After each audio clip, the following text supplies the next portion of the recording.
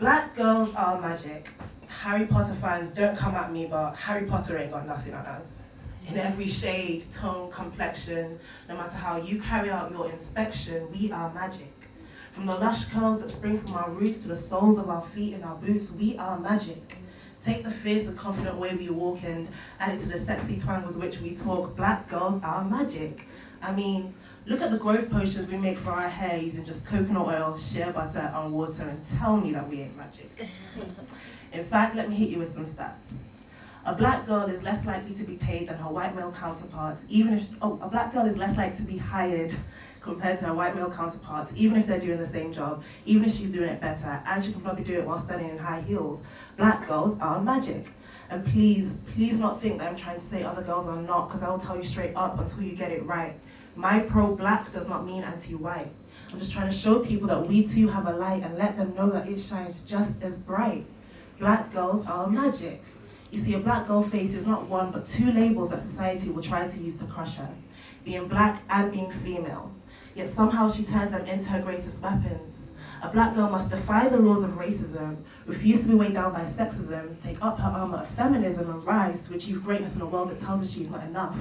In a world that tells her she is not enough, when in fact she is and always has been and always will be more than enough. Black girls are magic. Beyonce done told us to get information, so my sisters unite, let's rise to the occasion, because I am sick and Rosa Parks tired of being underestimated, undervalued, underappreciated, and under attack. Simply because I have boobs and my skin is black. Well, let me tell you something, honey, black don't crack. So go ahead and hashtag that selfie with flexing my complexion, melanin on fleek, black girls killing it, and I slay. Because I swear we do, all day, every day. And the next time someone tries to hit you with that, you're pretty for a black girl bull, blow your black girl magic in their face and bouncing out of that place, because black girls are magic. Harry Potter fans, don't come at me, but Harry Potter ain't got nothing on us. Thank you.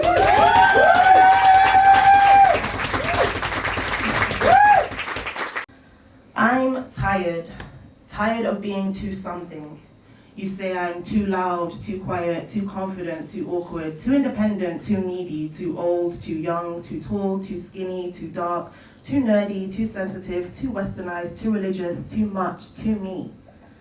I have choked on your expectations, wept because of your disappointment, lost sleep over your rejections, shed blood, sweat, and tears over your opinions, spent thousands trying to live up to your beauty standards, and it has never been enough. I am tired of not being enough. See, there's these tight boxes you try to squeeze me into, and I have bent my back, broken my bones, contorted my body to fit into your bloody notion of what a woman should be. Well, I'm sorry, not sorry, because I won't embody your shoddy notions any longer. I thank God that I am stronger. And speaking of God, I can only laugh at the absurdity that I lost my identity trying to meet the standards of another entity besides God and his divinity. Quite frankly, I don't have the capacity, and I can't believe you have the audacity to expect me to make myself more palatable, less individual, more agreeable, less original, more manageable, less formidable. So in my future, there will be no more mask on. I'm taking this mask off. So here's to my sometimes loud, sometimes quiet, often awkward, always nerdy, occasionally sensitive, tall, slim, dark skin, gap tooth, big forehead having, hairstyle changing, westernized, but don't get it twisted, still a Niger babe, Jesus loving self. I am enough. Girls, you know you better watch out. Some guys are only about that thing, that thing, that thing, that thing, that thing, that thing. Perfect. See, she wanted his everything, but he just wanted one thing, so she gave him that thing and some other things that she just shouldn't have. She compromised her standards, let down her walls, and set herself up for disaster. And believe me, those disasters came fast, if not faster than he did. She was Beyonce drunk in love, but now that she is Mahalia sober, she can see that he was toxic. Not to her liver, but to her heart. That thing was all he wanted from the start. She placed him on a pedestal he didn't deserve, catered to him like a religious holiday she had to observe, worshipped him instead of the God that she serves, made idols of his every nook, cranny, and curve, clung to his every word, and this guy had the nerve to treat her like his energy he had to conserve. She settled for less than the best, but Miss Lauryn Hill said it best when she said, baby girl, respect is just a minimum. I've learned that men like this are just like cinnamon. Remember the cinnamon challenge? Small amounts are sweet, but spoonfuls can choke you. And Lord knows she was suffocating. She let his words attempt to take up empty spaces that no mere man can fill. And I know that this is a bitter pill, but she should have listened to Miss Lauryn Hill. Don't be a hard rock when you really are a gem. So sis, spit that man out like phlegm. I've told you once, but let me tell you again. Girls, you know you better watch out. Some guys are only about that thing, that thing, that thing, that thing, that thing, that thing. Perfect, thank you so much.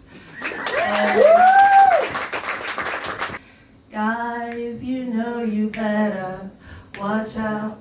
Some girls are only about that thing, that thing, that thing, that thing, that thing, that thing. See, she was his everything. For her, he'd do anything, but to her, he was nothing, just a way to get free food. He opened up his heart to her, bared his soul on a platter to her, but that led to disaster, because he wasn't her happily ever after, so now we can't move past her. He was, Usher, you got it bad, but now that he is Justin Timberlake, cry me a river, he is toxic. Not to women's livers, but to their heart. That heartbreak was where his villain origin story starts. He placed her on a pedestal she didn't deserve, catered to her like a religious holiday he had to observe, worshipped her instead of the God that he serves. Now once things get deep, he's ready to curve, afraid to show emotion, so he puts them on reserve. And it's all because that last girl had the nerve to treat him like her energy she had to conserve. So now he's on some hurt people, can't see he's on a vicious cycle. But Miss Lauryn Hill kept it simple when she said, stop acting like boys and be men. It takes a real man to be vulnerable and open up again. And I know he's scared to let someone in, but deep down he's just looking for the yang to his yin. And I know he doesn't know where to begin, but Miss Lauryn Hill went in when she said, how you gonna win when you ain't right within? How you gonna win when you ain't right within? How you gonna win when you ain't right within? Come again. Guys, you know you better watch out. Some girls are only about that thing, that thing, that thing, that thing, that thing, that thing. Thank you so much. Okay, so reasons my nephews threw a tantrum this week. Max. I woke him up for school. He didn't want to shower because he was having a great time sleeping. Number 2, he didn't want to walk to school, which is literally a 3-minute walk from the house because it makes his legs hurt. Number 3, I wouldn't let him put more milk in his cereal, which was already overflowing. Number 4, his jollof rice, which is meant to be red, was too red. The second batch didn't smell like jollof rice. Number 5, I stopped him from sitting on his 3-year-old brother's head and asked him to apologize. Number 6, his pizza was taking too long to cook. Number 7, someone kept getting in his way on Fortnite. Number 8, they made him switch his book in school to a new book. Bear in mind, he didn't like the first book in the first place, but when we asked him why he didn't like the new book, which he hadn't read yet, he said, because it's not awesome. Number 9, he wanted to sleep in a Spider-Man costume for the 5th night in a row. And number 10, I pressed the button on the traffic light when he wanted to do it. Okay, so Leo, he's 3. Number 1, I wouldn't let him take off my socks. Number 2, I stopped him from throwing himself off the top of the bunk bed. Number 3, I put the number 9 block in the number 6 space. It was definitely a number 9, but if Leo says it's a 6, it's a 6. Number 4, I had to leave the house. Number 5, because an ad came on YouTube before his video. Number 6, because his custard was too hot and I told him we had to wait a minute for it to cool down.